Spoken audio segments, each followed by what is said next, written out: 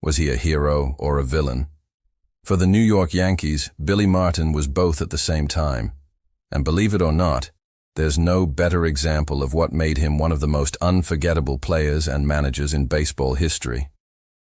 Hey everyone, today we open our series Where Are They Now? With a look back at Billy Martin. Got it? Good. Let's take a look. Billy Martin was a paradox.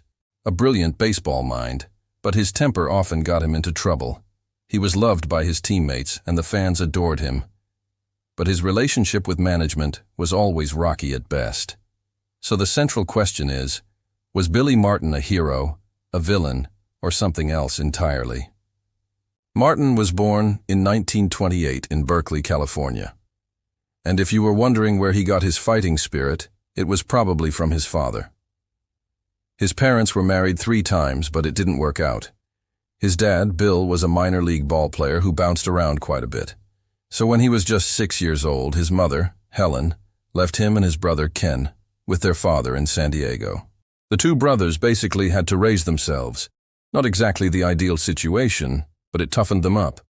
Billy eventually started fighting back. If somebody challenged him, he would fight them, and he never backed down. As he grew older, he found solace in sports, particularly baseball.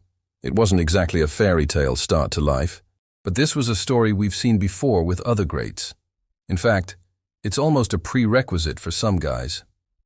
It seems like all the great ones came from humble beginnings, and they used those tough times in their lives as fuel to succeed. When scouts saw him play, they knew he wasn't going to be a superstar. In fact, most of them didn't think he'd make it to the majors. He wasn't that big, so he wasn't going to overpower anybody. And he wasn't blessed with exceptional hitting skills either. But what he did have was heart. He was fast, and he hit the ball where it was pitched.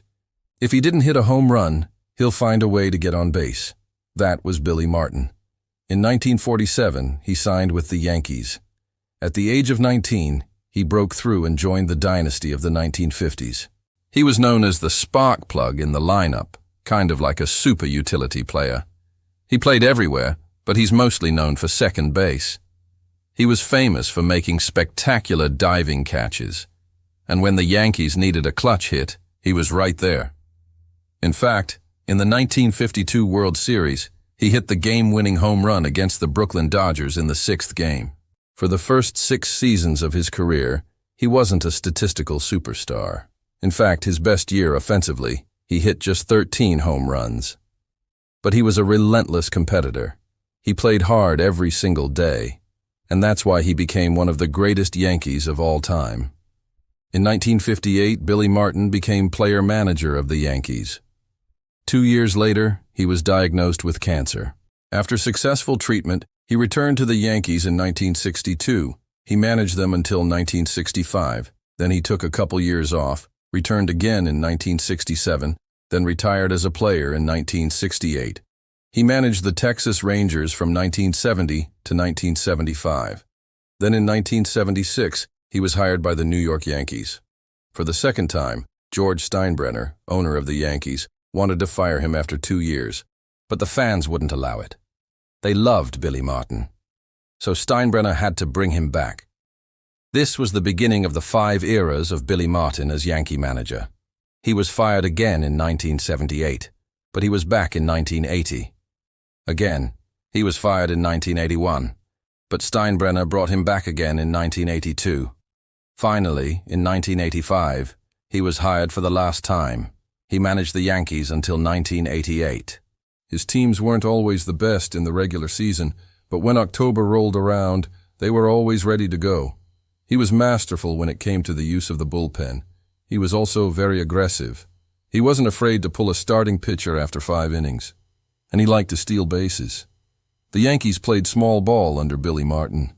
In 1977, the Yankees won the World Series, defeating the Los Angeles Dodgers in 6 games. So this notion that Billy Martin couldn't win the big one isn't accurate. He actually did. Now, it's easy to paint him as a lunatic. He was in and out of hospitals for treatment of alcohol abuse. He had substance issues. He got into bar fights. He was arrested several times. He fought with his players.